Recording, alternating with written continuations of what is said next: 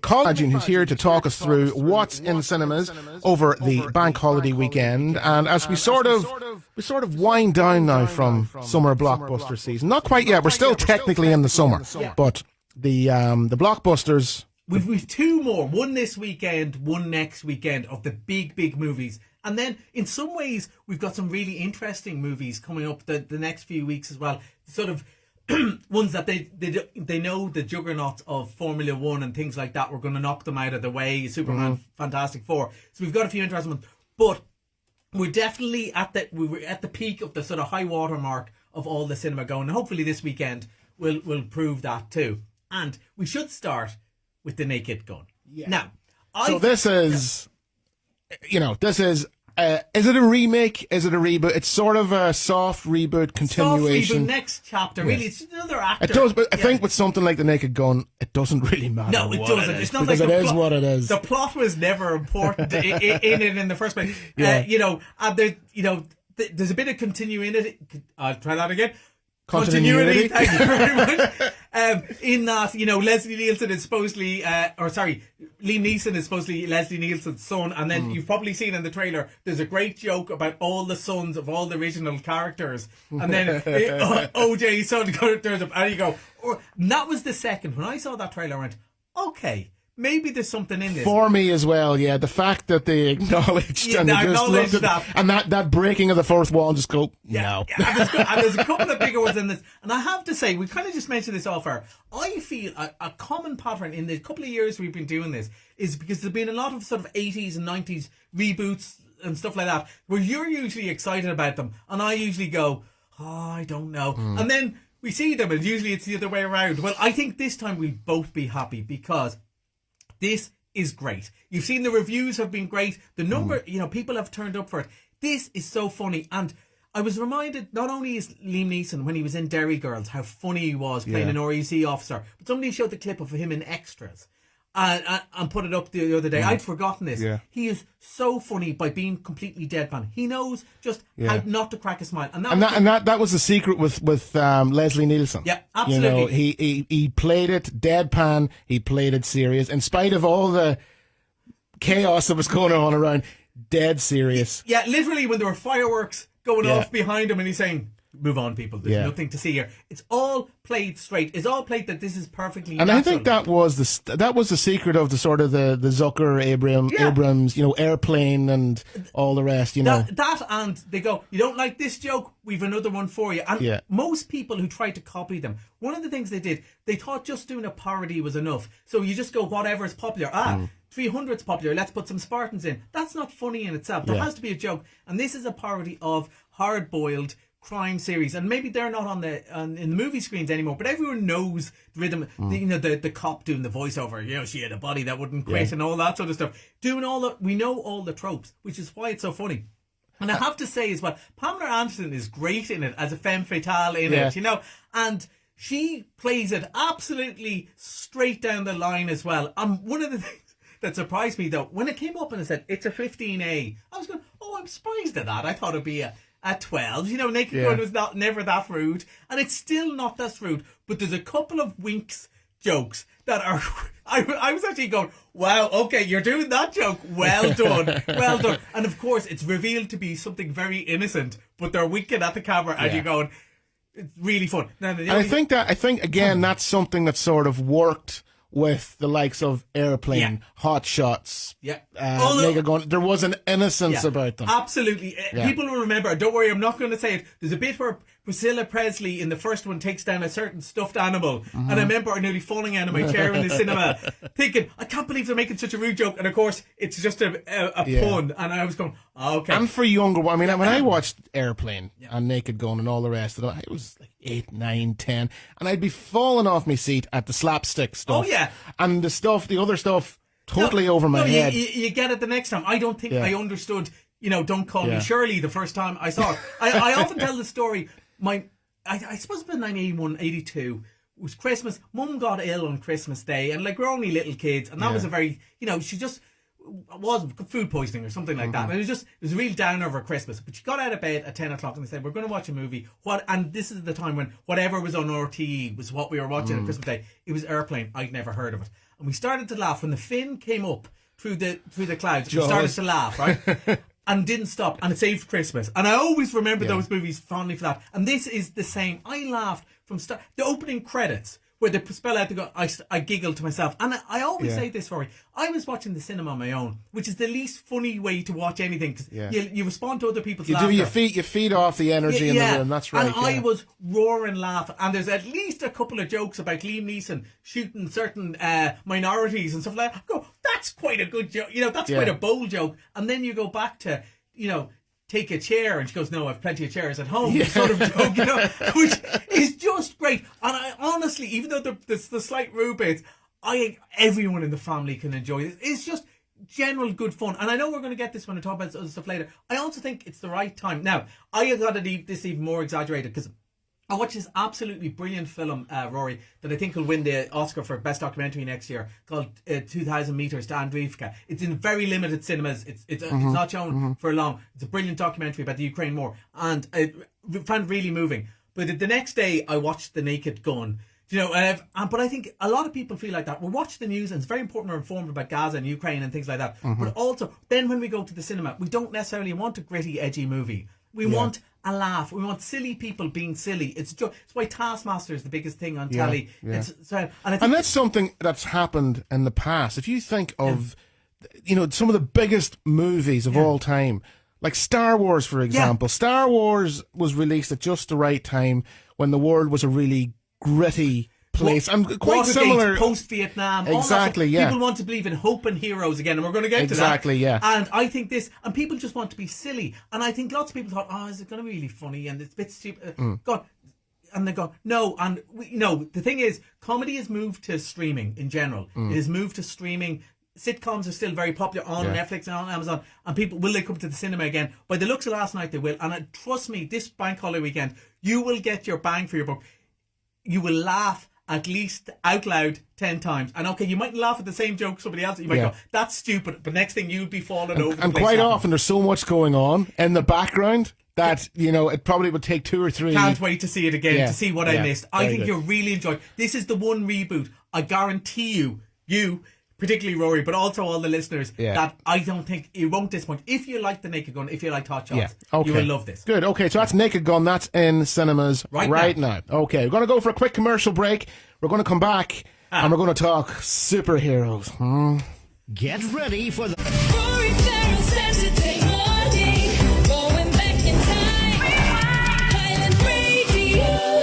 It's a Saturday morning rewind. It's 12 minutes to midday, and we are joined in studio by Collie McFadgen, and we are talking movies over the bank holiday weekend as we wind down summer blockbuster season.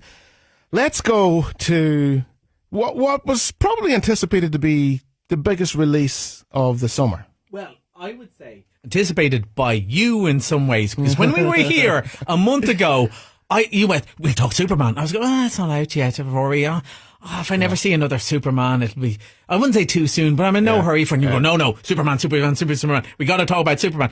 And then we both saw it. And I feel not only to the services I provide here, Rory. One, I want to tell people about what's on the cinema so they can go out and enjoy cinemas because I love movies. The other one is to be your therapist sometimes. For when the movies of the 80s let you down. I was here for Ghostbusters. Tell me about your Superman experience. My Superman, right? Okay, look. I'll be, I was excited about it. I was looking forward to it. It was a reboot. It was a shift away from the sort of the dark, the gritty DCU, the Zack Snyder. Yeah. Okay. And, it looked really, really promising, And do you know what? It was okay at best. It was way too jam-packed. It was a mess. It was a mess. And the thing that really jumped out at me is that the main character sort of plays second fiddle to all the other supporting superheroes that come in that I thought were far better, and I got far more out of. Funnier, definitely. Funnier, and the biggest action sequence and the best action sequences and the funniest action sequences were all given to Mr. Fantastic, Hawk, all the rest.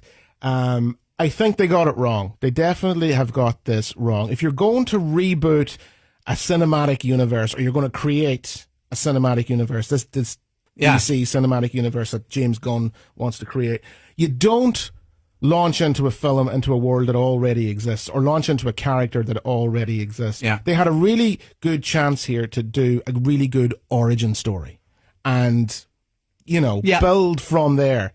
But they didn't, and it just ended up being an absolute mess. I came out of the cinema, I don't have a clue what was actually going on there. Well, I have to say, for some of that, hard disagree. Now, not about it being a mess.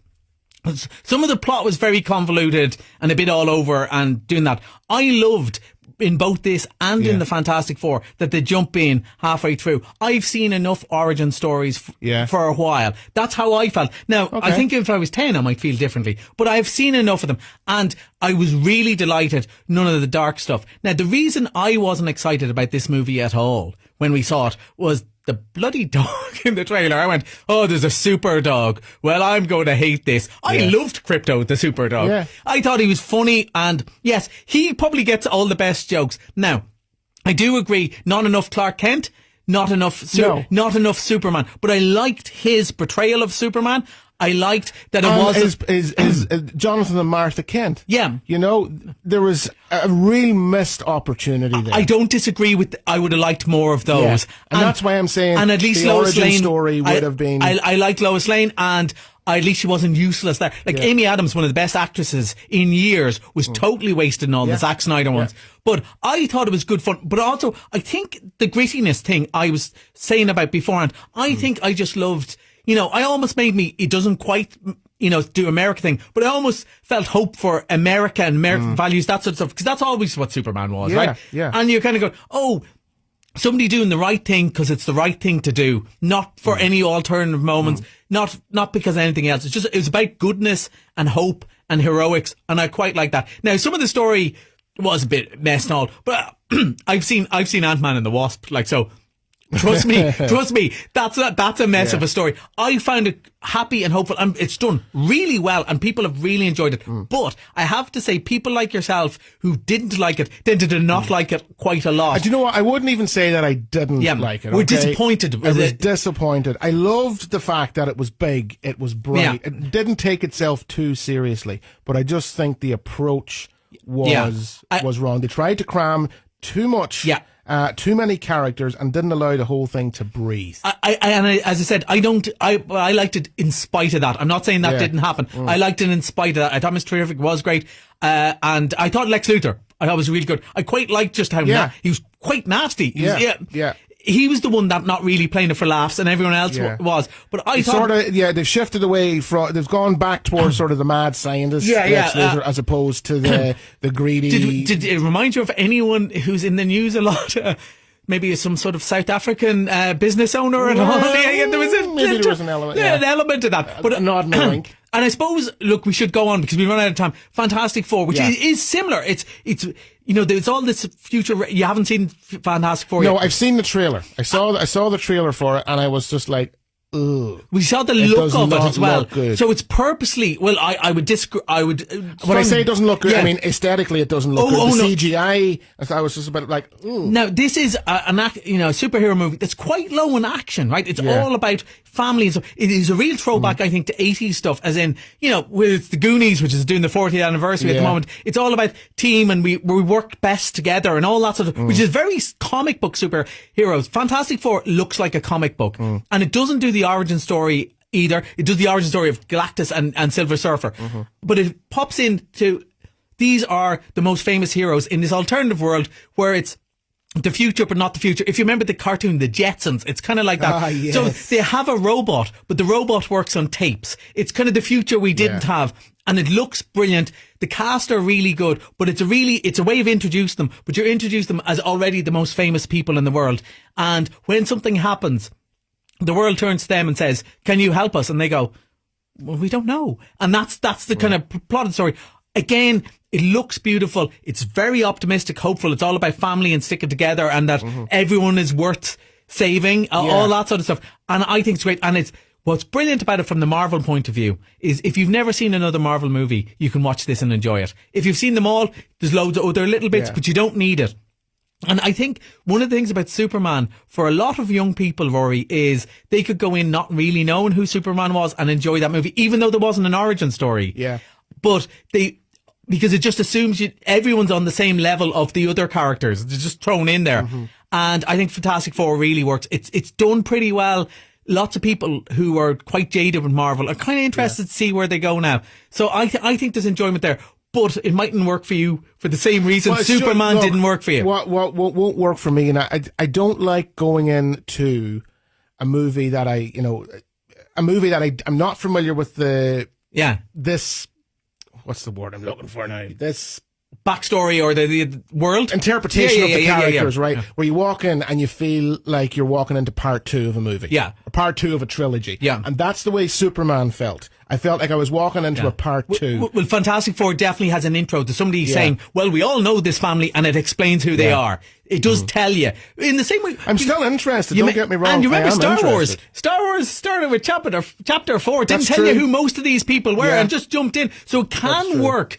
But maybe it's just we're so jaded. But I think it's interesting, and it's fun, and you'll definitely come out. You love the movie, not you'll go, that is the best looking movie I've seen in ages. Because not really the CGI. Obviously, they built the sets. You can see that they built sets, like when we were talking about Wicked. I think it was more a case it looked like that initial trailer was rushed out to meet the date. I think the trailer wasn't great. Listen, we need to move on, all right? Because we're running out of time. We want to talk Freakier Friday. Yeah. Now, this looks like a lot of fun. It really does. Jamie Lee Curtis is fun and everything. She's great in interviews. She's great at that. And I love that they've gone back to do this. And I think, Lindsay Lohan is in a better place as well. But more importantly, we're talking about our stuff, like Superman, we're Christopher Reeve. I'm a bit older than you, but Christopher Reeve generation, all that, want that. Freaky Friday is such a big movie to generations of kids, and particularly girls and women, right? And it's a long time since and they absolutely love it. And they are so excited to see this again. And of course, this is the way to do it. It's like twins. They've often said they were going to do another movie called Triplets, right? With Eddie Murphy, right? Yeah. But this is the way to do it. So what's funnier than mum and daughter swapping? It's mum, daughter and grandmum swapping around, and they get to do it all again.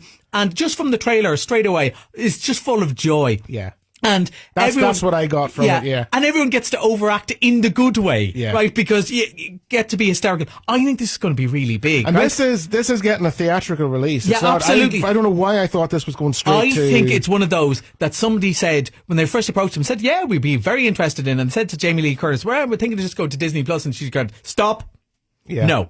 Okay. If we're doing this, it's going to the movies, and it's going to be big. She says every movie she does, Halloween, when she was doing Knives Out, the main interviews, she'd do the big radio interview. And then particularly when it was a female interviewer, they would lean off, the cameras would go off, she'd go, is there any chance of another Freaky Friday? She got asked that more than anything else. She got asked, is there any chance of another Freaky Friday? Well, we're getting Freakier Friday. I think it's going to be huge. I think when we meet again in September, and we're being all serious talking about dramas, and we're talking about Downton Abbey, and I'll try to get over my hatred of Downton Abbey, just to give it a plug. I don't know, it's the one that I miss, that everyone else loves. But I think you'll be saying, and how did Freakier Friday do? And I'll go, gangbusters. Yeah. Gangbusters. That's probably going to be the sleeper hit of the summer. I think so. Yeah, good. Collie, we have to leave it there. Listen, thanks so much for coming up to see us, and we'll talk to you in September. Oh, wow. And before we know it, we'll be talking Christmas releases, but we don't want to go there just yet. Too early. Halloween first. Halloween, exactly. Okay, so that's Collie McFadden, and we'll talk again in September. And that's where we wrap things up. Thanks to everyone who got in touch with the show, with the requests, the dedications, and the great suggestions for music. Any requests I didn't get to this morning, and there are a few of them, I'm afraid, I'll leave them for Paul McDevitt. He's here with the Saturday Shuffle between 12 and 3, and I will talk to you next Saturday morning. We'll do it all over again. The Weekend on Highland is brought to you by the newly renovated